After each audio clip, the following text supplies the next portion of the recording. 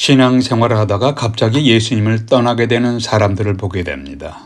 왜 갑자기 그렇게 되었는가요? 어떤 사건으로 실족해서 일시적으로 침체 상태가 되는 경우가 있습니다. 근데 이런 경우는 그런 경우가 아니라 예수님과 전혀 관계가 없는 삶으로 살아가는 사람들이 되는 경우입니다. 그런데 예수님을 떠나는 과정을 자세히 보면 갑자기 그렇게 되는 것이 아님을 우리는 짐작할 수가 있습니다. 예수님께 대한 신앙 고백과 신앙 생활이 이미 심령 속에서 무너져 있었는데 단지 그러한 모습이 겉으로 드러난 경우가 허다합니다. 3년 동안 예수님과 동고동락하던 가룟 유다가 자신을 사랑했던 예수님을 배반했습니다.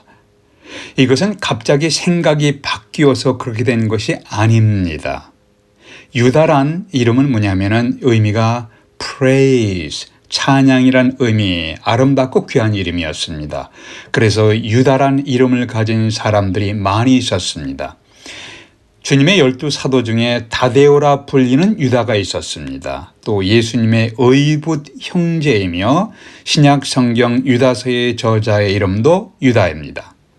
그리고 가룟 지방 출신의 유다가 있습니다. 성경은 가룟 지방의 출신의 유다, 가룟 유다의 아버지 이름이 시몬이라고 말씀하고 있습니다. 아버지 시몬은 찬양, praise라는 이름의 유다란 아름다운 이름을 자기 아들에게 붙여주었습니다. 사랑하는 아들에 대한 기대와 소망을 표시하는 겁니다. 그러나 이 아들이 아버지의 가슴에 깊은 고통스러운 못을 박았습니다. 가룟 유다의 출현 이후에 자기 아들에게 유다란 이름을 짓는 아버지가 거의 없어졌습니다. 그러면 어떻게 해서 이렇게 아름다운 이름을 가진 유다가 3년 동안 하나님 나라의 복음도 듣고 예수님의 기적을 직접 목격하였는데도 불구하고 예수님을 그 당시에 종교 지도자들에게 돈을 받고 팔아 넘기게 되었는가요? 예수 그리스도를 따르는 우리는 어떻게 해야 주님에 대한 신앙을 배신하지 아니하고 변질되지 않는 신앙으로 살아갈 수 있는가? 이것이 오늘 메시지의 초점입니다. 첫 번째, 주님 앞에 설 때마다 예수님께 대한 신앙 고백을 확인하십시오. 주님 앞에 설 때마다 개인적 예배 혹은 공적인 예배마다 우리가 예배의 대상 되신 예수님에 대한 신앙 고백을 확인할 필요가 있습니다. 오늘 말씀 17절 18절 마가복음 14장 17절 18절에 보니까 저물매 그 12를 데리시고 가서 다 앉아 먹을 때 예수께서 이르시되 내가 진실로 너희에게 이르노니 너희 중에 한 사람 곧 나와 함께 먹는 자가 나를 팔리라 하신대. 여기서 주님은 가룟 유다가 돈을 받고 주님 자신을 팔아 넘길 것을 이미 알고 계셨습니다. 유다는 처음부터 헌신적으로 마음을 다해 예수님을 믿다가 마귀의 유혹에 빠져 타락한 자가 아니었습니다. 유다는 단순히 제자들의 무리 속에 참여한 자입니다. 무슨 근거로 그렇게 말할 수가 있는가요? 요한복음에 좀 더 자세히 나와 있는데 요한복음 6장 64절에 보니까 너희 중에 주님께서 말씀하기를 너희 중에 믿지 않는 자들이 있느니라. 예수께서 믿지 않는 자들이 누구며 자기를 팔 자가 누구인지를 처음부터 아심이로라. 처음부터 아심이로라. 6장 64절에서 그렇게 말씀하신 후에 70절 71절에 보니까 제자들에게 말씀하시기를 너희 중에 한 사람은 마귀니라 하시니 이 말씀은 가룟 시몬의 아들 유다를 가리키심이라. 그는 12 중에 하나로 예수를 팔 자로라. 주님은 진정한 믿음이 없던 자들이 있음을 진정한 믿음이 없던 자들이 있다. 진정한 믿음이 없는 자들이 있다를 말씀하시면서 너희 중에 믿지 않는 자들이 있다고 하셨습니다. 그 중에 하나가 자기를 팔아넘길 곧 가룟 유다인 것을 이미 알고 계셨습니다. 이 말씀을 보면 가룟 유다는 처음부터 예수님을 진정으로 믿고 진실로 거듭난 그리스도인이 아니었습니다. 그는 진정으로 믿다가 유혹에 빠져서 타락한 자가 아니었습니다. 그는 단지 신앙의 분위기에 참여하면서 예수 그리스도의 주위에 맴돌았던 사람일 뿐이었습니다. 오늘 사건이 일어나기 며칠 전이죠. 며칠 전에 마리아가 값비싼 향유를 예수님의 머리에 부었을 때 그 비싼 향유를 어째서 낭비하느냐, 그 향유를 팔아서 가난한 사람들을 구제할 수 있었겠도다 하면서 마리아를 질책한 사람이 있는데, 책망한 사람이 있는데 그가 누구였습니까? 가롯 유다였습니다. 그렇게 질책한 이유에 대해서 성경은 이렇게 말하고 있습니다. 요한복음 12장 6절에서 이렇게 말함은 가난한 자들을 생각함이 아니요, 그는 도둑이라. 돈꾀를 맞고 거기 넘는 것을 훔쳐감이라. 자기의 속마음을 숨기고 교묘하게 가난한 자들을 도우려는 선한 사람으로 자신을 위장했습니다. 3년 동안 함께 지내면서 자신의 진짜 내면을 들키지 않았습니다. 제자들은 가룟 유다의 정체를 정확히 몰랐습니다. 제자들이 복음을 증거할 때 가룟 유다도 함께 복음을 증거했을 겁니다. 주님이 제자들과 함께 하나님 나라에 대해서 이야기할 때 유다도 함께 이야기했을 것입니다. 주님과 제자들이 병들린 자를 치료할 때 가룟 유다도 함께 치료하는 일을 도왔을 것입니다. 11명의 제자들은 가롯 지방 출신 유다의 속마음을 전혀 눈치채지 못했습니다. 가룟 유다는 위장술의 대가입니다. 가룟 유다는 주님께 신앙을 고백한 기록이 없습니다. 제자 그룹에 섞여서 제자들과 함께 살았지만 개인적으로 예수 그리스도에 대한 신앙을 고백한 경험이 전혀 없었습니다. 사람들은 일반적으로 아무개는 교회에 잘 다니며 신앙생활을 하다가 타락해서 세상으로 돌아갔다라는 말을 자주 합니다. 어떤 사람은 참으로 잘 믿다가 실수하고 타락하는 경우도 있습니다. 혹은 신앙적으로 존경했던 사람에게 실족하여 일시적으로 방황하는 사람들도 있습니다. 그러나 그 사람이 참으로 예수 그리스도를 진실하게 믿고 신앙생활을 했다가 타락했다면 그 사람은 훗날 반드시 다시 돌아오게 될 것입니다. 예수님을 구원의 주님으로 신앙을 고백하고 거듭난 사람은 하나님의 자녀로 살다가 타락한 경우가 있지만 타락한 경우에 그럼에도 불구하고 다시 돌아와서 회개하게 될 것입니다. 그러나 어떤 사람이 타락했다가 다시 돌아오지 않을 경우에, 회개하고 다시 돌아오지 않을 경우에 그는 신앙적 환경과 분위기에는 참여했지만 진정한 의미에서 믿음의 사람이 아니었다는 결론을 내릴 수가 있습니다. 우리는 집에서 드리는 개인 예배가 있죠. 또 교회의 공동체 예배가 있습니다. 이때마다 나에게 예수 그리스도는 누구신가, 어떤 분이신가를 확인하는 것이 필요합니다. 예수님은 죄로 인한 심판에서 나를 구원하신 구원의 주님이신가 늘 자기 자신에게 물어보고 확인해 보십시오. 우리는 어떻게 해야 주님께 대한 신앙을 배신하지 아니하고 변질되지 않는 신앙으로 살아갈 수 있는가? 첫 번째는 예수 그리스도 앞에 설 때마다 개인 예배, 공적인 예배, 주님 앞에 설 때마다 예수님께 대한 신앙 고백을 확인하십시오. 두 번째는 주님 앞에 설 때마다 회개할 것이 있는지 자기 자신의 상태를 점검하십시오. 개인 예배가 있죠. 또 공적인 예배가 있죠. 그때마다 나에게 무슨 회개할 것이 있는지 늘 자신의 상태를 점검해 보십시오.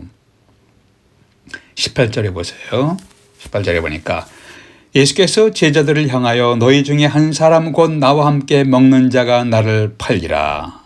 유다는 이 말씀을 듣고 마음에 찔렸을 것입니다. 그때 아이고 주님 제가 회개합니다. 회개할 기회가 유다에게 여러 번 있었습니다. 그러나 자신을 위장했습니다. 경건한 척 했습니다. 요한복음 13장에서도 주님은 허리에 수건을 두르고 제자들의 발을 씻기는 모습이 나옵니다. 베드로의 발을 씻길 차례가 되자 베드로 특유의 기질을 발휘해서 튀는 발언을 합니다. 주님, 제 발은 절대 씻기지 못하시리이다. 제 발은 절대 씻기지 못하십니다. 주님께서 자기의 발을 씻긴다니까 죄송하고 황송해서 절대 내 발은 씻기지 못하십니다라고 강력하게 거절했습니다. 이때 베드로가 내가 너를 씻기지 아니하면 내가 나와 상관이 없다 하시니까 강력하게 거절했던 베드로에게 강력한 말씀을 하십니다. 내가 너 씻기지 아니하면 너 나와 상관이 없어. 관계가 없단 말이야. 이때 주님이 제자들의 발을 씻겨주시는 봉사와 섬김의 모범 그 이상의 중요한 진리가 여기에 담겨져 있습니다. 베드로가 주님이 내 발을 씻기셔 해서는 안 됩니다라고 거절했다고 해서 주님이 그렇게 하면 내가 나와 상관이 없다라고 말씀하시는 것은 너무 가혹한 말씀처럼 들립니다. 그런데 이 말씀에서 주목할 것은 씻기지 아니하면 씻다, 씻기지 아니하면 말씀입니다. 요한복음에서 씻긴다는 말씀은 우리의 죄가 주님의 은혜로 씻김을 받는다는 것을 설명할 때 많이 사용되었습니다. 주님은 발 씻김 사건을 통해서 중요한 영적인 진리를 전달하셨습니다. 내가 너를 씻기지 아니하면 너와 나는 상관이 없다라는 주님의 말씀에 베드로가 어떻게 반응했는지 9절에 이렇게 나와 있습니다. 베드로는 주여 내 발뿐 아니라 손도 머리도 씻겨 주옵소서. 아우 감정적이에요. 성급한 다혈질의 사나이의 베드로의 성격을 보게 됩니다. 여기서 발뿐 아니라 전체 몸에 목욕을 시켜달라고 합니다. 이때 주님이 10절에서 이렇게 말씀합니다. 이미 목욕한 자는 발밖에 씻을 필요가 없느니라. 여기서 주님은 목욕이라는 몸 전체의 씻음과 발 씻음이라는 부분적 씻음을 구별하셨습니다. 그리고 계속 말씀하시기를 너희가 깨끗하나 다는 아니니라 하시니 이는 자기를 팔자가 누구인지 아심이라 기록되었습니다. 여기서 발 씻음이 부분적으로 자기의 죄의 자백을 통해서 죄 용서받고 다시 주님과의 교제를 회복하는 사건에 비유되는 것이라면 몸 전체의 씻음은 예수 그리스도를 구원의 주님으로 고백하고 믿고 새로운 인생을 살아가겠다고 거듭나는 사건에 비유될 수가 있습니다. 우리가 예수 그리스도를 구원의 주님으로 영접하고 거듭나서 새로운 삶을 살아도 아직도 우리의 삶에 죄의 성품이 남아 있습니다. 죄의 흔적이 남아 있습니다. 그래서 또다시 실수를 하고 죄를 짓게 되는 경우가 있습니다. 그러면 다시 구원을 잃어버리고 다시 구원을 받아야 하는 것인가요? 아닙니다. 주님은 발 씻음을 통해서 탁월한 시청각 교육을 하셨습니다. 우리가 아침에 발을 깨끗이 씻고 나가도 저녁에 돌아와 보십시오. 나도 모르게 발이 더럽혀져 있습니다. 흙을 딛고 다니는 내 발은 쉽게 더러움을 타게 됩니다.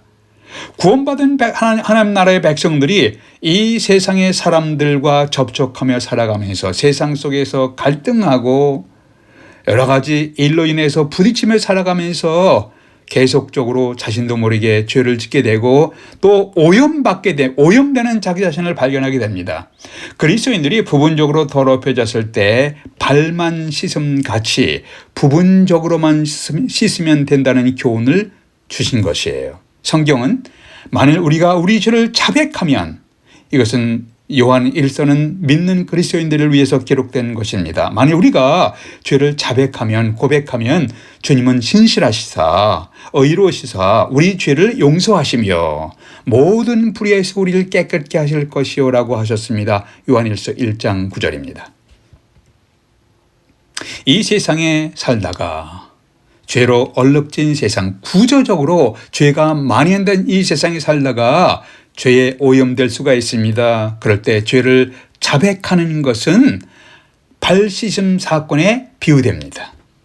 요한복음 13장에서 주님은 제자들의 발을 씻기시면서 너희들이 다 목욕했다. 그러나 다는 아니다. 너희 중에 나를 팔자가 있다고 하셨습니다. 이것은 나를 따라다니는 사람 중에 전혀 전체 목욕에 체험이 없는 사람이 있다. 진실하게 자기 죄를 고백하며 믿음의 고백이 없는 사람이 있다. 거듭남의 경험이 없는 사람이 있는데 그가 나를 팔아넘길 것이니라 라는 메시지예요. 그 사람이 누구입니까? 바로 가룟 유다, 가룟 지방 출신 유다입니다. 유다는 여러 번 자신의 상태를 보면서 회개할 기회가 여러 번 있었습니다. 주님은 가룟 유다가 회개할 기회를 주셨습니다. 그러나 회개할 기회가 여러 번 있었지만 회개하고 돌이키기를 거절했습니다. 유다는 신앙의 분위기에는 참여했습니다. 그러나 진정으로 신앙의 결심과 체험이 없었습니다. 회개의 경험이 없었어요. 거듭남의 경험이 없이, 회개의 경험이 없이 진정으로 마음을 다해서 자신이 죄임을 인정하고 그리스도를 신뢰하는 거듭남의 경험이 없이 주님의 제자인 척 하면서 따라다닌 사람, 가룟 유다였습니다. 유다는 예수님의 놀라운 교훈과 사역들을 가까이에서 지켜보았습니다. 수많은 사람들을 도와주고 구원의 복음을 권능 있게 전할 수 있는 기회도 가졌습니다. 그는 주님의 아름다운 성품을 닮아가면서 주님과 함께 걷고 주님과 함께 대화할 기회를 가졌던 사람이었습니다. 그는 주님과 함께 기도하고 함께 즐거워하며 함께 슬퍼할 수 있는 위치에 있는 사람이었습니다. 그러나 주어진 기회를 버렸습니다. 주어진 특권을 버렸습니다. 회개할 기회를 거절했습니다. 그래서 불행하게 인생을 마쳤습니다. 오늘 말씀을 정리하겠습니다. 가룟 유다의 모든 비극의 근본적인 원인은 무엇인가요? 그것은 처음부터 그가 진실한 믿음을 갖지 못했습니다. 진실한 믿음과 신앙 고백이 없는 사람의 인생이 어떻게 전개될지 아무도 몰라요. 이거 위험한 인생이에요. 진실한 믿음. 물론 우리가 부족하죠. 연약하죠. 그러나 마음을 다해서 하나님 앞에 설 때, 예배 드릴 때 진실한 믿음과 신앙 고백이 없는 사람의 인생이 어떤 모습으로 앞으로 전개될지 아무도 몰라요. 나는 어떤 사람인가? 기회 있을 때마다 자신에게 물어보십시오.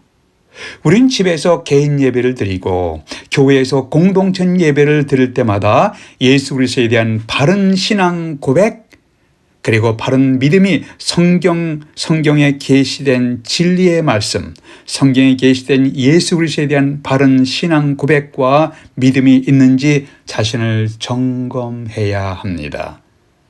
신실한 믿음의 흔적을 남기는 우리의 인생이 되도록 기도하십시다. 기도하겠습니다. 아버지 하나님, 저희들은 위선과 가짜가 많은 세상 속에 살고 있습니다. 저희들에게 신실한 믿음과 신앙 고백이 있도록 하나님 도와주시옵소서. 끝까지 성경의 진리 안에서 가는 삶이 될 수 있도록 아버지 하나님 저희들의 발걸음을 인도해 주시옵소서. 우리 주 예수 그리스도의 이름으로 기도하옵나이다. 아멘.